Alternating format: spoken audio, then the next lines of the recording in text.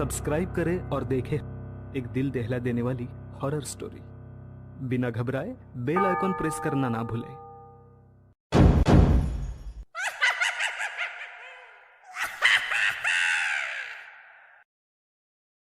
इस कहानी के लेखक हैं हासिम नागराल। ए, रुक जाओ। एक काली साड़ी पहनी औरत घुटनों पर बैठी थी और सामने एक आदमी हाथ में कुल्हाड़ी लिए उसे गुस्से से देख रहा था। रुक जाओ वरना गोली चला दूंगा। मैं इस जंगल में कुछ दिन रहने आया हूं। अभी कुछ दिन पहले ही मैंने इस जंगल के पास ये फार्म हाउस खरीदा है। बहुत सस्ते दाम में मुझे ये फार्म हाउस मिल गया। मुंबई की भाग दौड़ भरी जिंदगी से दूर इस प्रकृति की खूबसूरती में आकर बहुत अच्छा लग रहा था। खुली और ताजी हवा सुकून दे रही थी। मैं, मेरी बीवी और मेरा 7 साल का बच्चा, हम तीनों यहाँ आए थे। इस फार्म हाउस के पीछे एक बड़ा घना जंगल है। दिन में भी कोई अंदर जाने से डरे, इतना घना जंगल। हमारे फार्म हाउस से दूर तक किसी का घर नहीं है। अच्छा है ना, किसी की कोई तकलीफ नहीं। लेकिन अगर किसी की मदद की जरूरत पड़ी तो वो भी नहीं मिलेगी। इस फार्म हाउस का एक रहस्य है। इस फार्म हाउस में एक तहखाना है। उसका दरवाजा आपको पहली नजर में दिखेगा भी नहीं, लेकिन नीचे जमीन पर जो कोने में काले रंग की मार्बल है ना, वहीं तो है इस तहखाने का दरवाजा। नीचे जाने के लिए लकड़ी की सीढ़ियां हैं। एक आदमी आराम से खड़ा हो सके इतनी ऊंचाई है उसकी। वहां पुराने मालिक का कुछ सामान भी पड़ा था, जिसमें से एक कुल्हाड़ी थी। मेरी बीवी और बच्चे यहाँ आने के बाद बहुत खुश थे। मैं आज जंगल में शिकार के लिए निकला हूं। अब शिकार सिर्फ शेर की ही करनी चाहिए, ऐसा थोड़ी ना है जो सामने आएगा उसकी कर लेंगे। तो मैं अपने बंदूक लेकर उस घने जंगल में जा रहा था। दोपहर का वक्त था, फिर भी सूरज की किरणें जमीन पर पहुंच ही नहीं पा रही थी। इतना घना जंगल था। पक्षियों की आवाज, गिरगिट और कुछ छोटे प्राणियों के अलावा कुछ नजर ही नहीं आया। चलते चलते मैं बहुत अंदर तक आ गया। अचानक चारों ओर अंधेरा छाने लगा। आसमान में घने काले बादल छा गए थे। मैंने घर जाने का फैसला किया। पत्तों पर पड़ने वाली बारिश की बूंदों की आवाज आने लगी। मैं निकल ही रहा था कि मुझे एक बहुत ही डरावना नजारा देखने को मिला। एक मेरी ही उम्र का आदमी हाथ में कुल्हाड़ी लेकर खड़ा था। सामने एक काली साड़ी पहनी औरत बैठी थी, जो घुटनों पर बैठी थी। उसके खुले बाल बिखरे हुए थे। उसके बिखरे बालों की वजह से उसका चेहरा नहीं दिख रहा था। मैंने उसे आवाज दी, रुक रुक। लेकिन उस आदमी ने ध्यान ही नहीं दिया। उसकी आंखें लाल हो गई थी। बहुत तेज बारिश होने लगी थी। उसने धीरे धीरे कुल्हाड़ी उठाई। रुक जाओ वरना गोली चला दूंगा। मैंने आखिरी इशारा दिया, लेकिन शायद उसे मेरी आवाज सुनाई ही नहीं दे रही थी, या फिर वो सुनना ही नहीं चाहता था।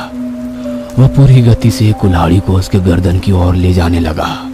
फिर मुझे मजबूरन गोली चलानी पड़ी, जो उसके सीने पर जाकर लगी। वो आदमी पीछे गिर गया। मैं तो किसी जानवर की शिकार करने निकला था, लेकिन मेरे हाथों एक इंसान का खून हो गया था। लेकिन मेरे सामने भी तो कोई रास्ता नहीं था। मैं उसे नहीं मारता तो वो उस औरत को मार डालता। मैं पास गया। वो अभी भी जिंदा था, मेरी ही तरफ देख रहा था। मैंने उस औरत के कंधों को पकड़ा और खड़ा किया। जोरदार बारिश हो रही थी। वो थर थर कांप रही थी, ठंड से या फिर डर से। मैं उसको लेकर चलने लगा। वो आगे चल रही थी और मैं पीछे। मैं उसके बदन की तरफ देखते ही रह गया। 25 की उम्र होगी उसकी। ना पतली थी ना ही मोटी, कद लंबा था। पीछे से उसका भीगा बदन नशीला लग रहा था। क्या बताऊं, मैं उसे देखते ही मदहोश हो गया। तुम्हारा नाम क्या है? मैंने पूछा। वो धीरे से पलटी और बोली, मोहिनी। उसके होठों पर मुस्कुराहट थी। उसके गुलाबी होठ और उस पर कुछ पानी की बूंदें। चेहरे पर अभी भी बालों का पहरा था, लेकिन उसकी मुस्कुराहट देखकर मैं खुश हुआ। उस आदमी को वहीं मरता हुआ छोड़ मैं उस औरत के साथ आया। दरवाजे पर बीवी खड़ी थी, बेटा अंदर के रूम में था। उस औरत को देखकर वो भी चौंक गई। मैंने उसे सारी घटना बता दी। उसे भी उस औरत पर दया आई। वो उससे कुछ सवालात करने लगी, लेकिन वह चुपचाप वहीं सिर झुकाए कुर्सी पर बैठी रही। मोहिनी के गीले बाल अब भी वैसे ही थे, जिसमें से एक एक बूंद पानी नीचे गिर रहा था। मेरी बीवी ने उसे खाना परोसा, पर उसने कुछ भी नहीं खाया, शायद डर से। लेकिन मेरे पास वो सुरक्षित थी, लेकिन वो कुछ भी नहीं बोल रही थी। उससे बहुत सारे सवाल पूछने थे। वो आदमी कौन था? क्या वो उसका पति था? उसे मार क्यों रहा था? लेकिन शायद वो अभी भी सदमे में थी, इसलिए हमने उसे कुछ पूछा नहीं। मैं रोज रात कुछ पैक पीकर ही सोता हूँ। बीवी बच्चे के साथ अंदर बेडरूम में सोई थी। उस औरत का इंतजाम हमने पास वाले कमरे में किया था। मैं हॉल में बैठकर एक एक घूंट वाइन पी रहा था। बाहर बहुत तेज बारिश हो रही थी। मेरी नजरों के सामने बार बार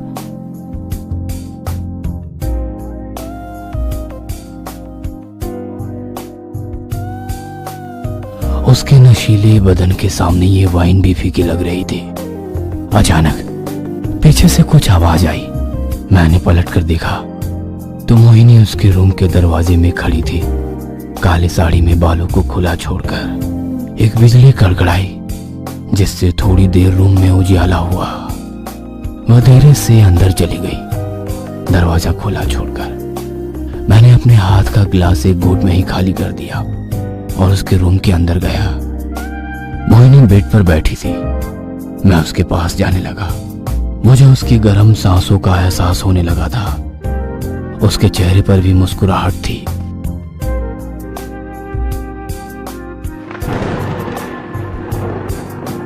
मैंने दरवाजे की तरफ देखा। मेरी बीवी वहीं खड़ी थी। उसके आंखों में गुस्सा साफ साफ दिख रहा था। वह गुस्से से वहां से चली गई। मैं खुद को संभालते हुए उठा और उसके पीछे गया। रुक जाओ, मेरी बात तो सुनो। वह अंदर गई, हाथ में बैग और आधी नींद से उठे मेरे बच्चे को लेकर कार में बैठकर निकल गई। बाहर अभी भी बारिश हो रही थी।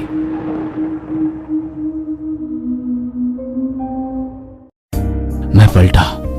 मोहिनी दरवाजे में खड़ी थी, चेहरे पर मुस्कुराहट थी। मेरे दिमाग पर मोहिनी फिर से छा गई और मैं उसके पीछे पीछे अंदर गया। दिन गुजरते जा रहे थे। वो मेरे लिए खाना बनाती थी, पर खुद नहीं खाती थी, कुछ भी नहीं बोलती थी। हमेशा वो काली साड़ी पहनती थी और ज्यादातर हम प्रणय में व्यस्त हो जाते थे। उसके बाद मुझे गहरी नींद लग जाती थी, थकान की नींद।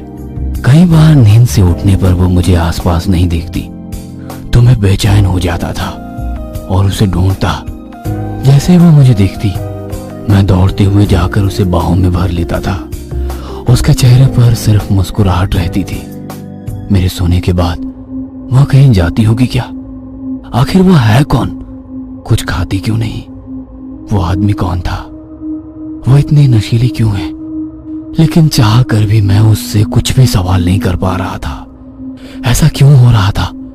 2 हफ्ते गुजर चुके थे। मैं उसके प्यार में मदहोश हो चुका था। मेरा खुद पर बस नहीं चल रहा था। जैसे मैं किसी की गाड़ी के पीछे बैठा हूं और गाड़ी की ड्राइविंग सीट पर वो बैठी है, मोहिनी। मुझे वो जहां चाहे वहां ले जा रही थी। मुझे वो सफर अच्छा लग रहा था, उसका साथ अच्छा लग रहा था। लेकिन उस रात किसी ने दरवाजे पर दस्तक दी। मैंने दरवाजा खोला। सामने 4 लोग खड़े थे। जी, क्या चाहिए? देखिए, हम पासी की बस्ती में रहते हैं। हमारे बस्ती से 2 छोटे बच्चे गायब हो गए हैं, एक 10 दिन पहले और एक आज सुबह। आपने उनको देखा है क्या? नहीं, यहाँ कोई नहीं आया है तो, मैंने बोला। वो लोग नाराज होकर वहां से चले गए। मैंने दरवाजा बंद किया और अंदर आया। मोहिनी किचन में थी। अचानक मुझे ओह ओह की आवाज आने लगी, लेकिन आवाज कहां से आ रही है ये समझ नहीं आ रहा था। मेरा ध्यान जमीन की ओर गया। वह तहखाने का दरवाजा था आवाज वहीं से आ रही थी। मैं दरवाजा खोल ही रहा था कि उस पर मोहिनी आकर खड़ी हो गई।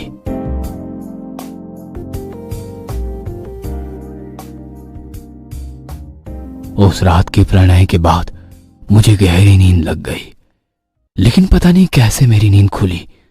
मोहिनी मेरे पास नहीं थी। किसी जंगली जानवर के गुर्राने की आवाज आ रही थी और साथ में मुंह के चप चप की आवाज, जैसे कोई जानवर कुछ खा रहा है। मैं आवाज की तरफ बढ़ने लगा। आवाज वहीं से आ रही थी, तहखाने से।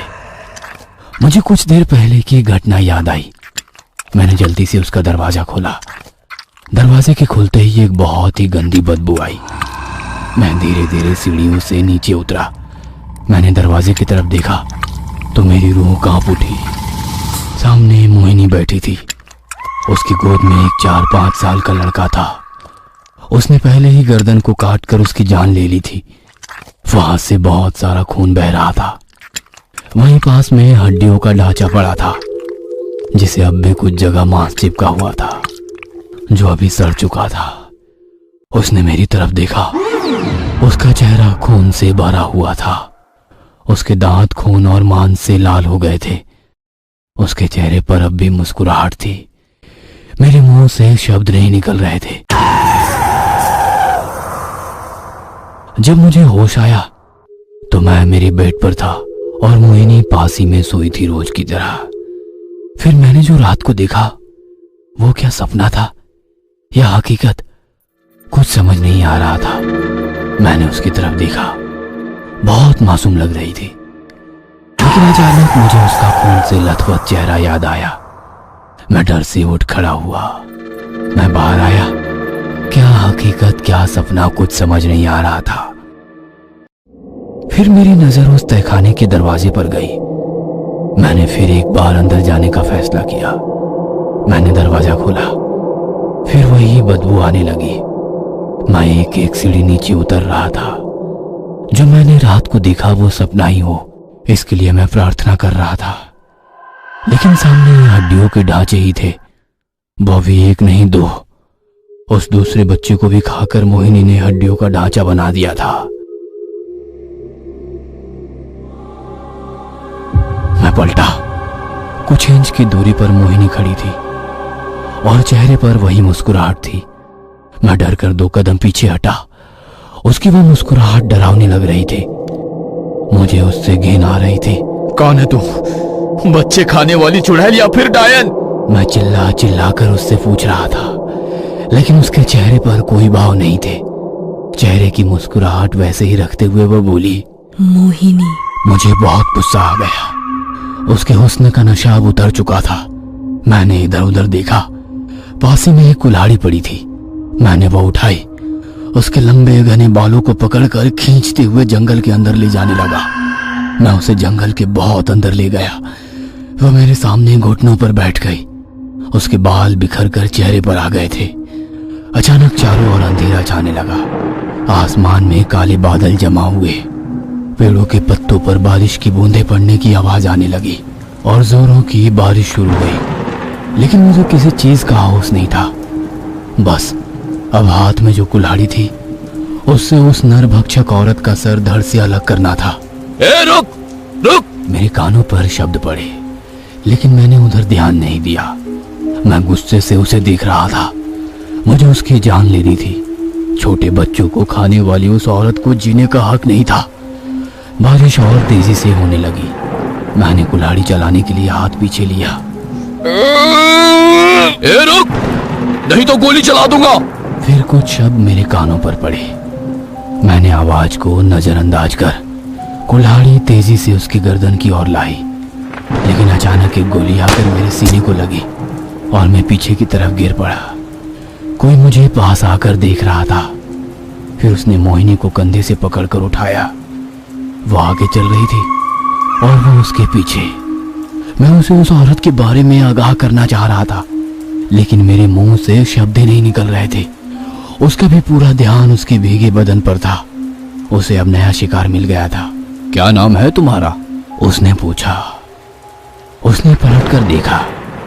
उसकी नजर मुझ पर थी। चेहरे पर वही मुस्कुराहट थी। उस बेचारे को लग रहा था कि वह उसे देखकर मुस्कुरा रही है, बिल्कुल जैसे मुझे लगा था उस दिन। अपनी मुस्कुराहट के साथ वो बोली, मोहिनी।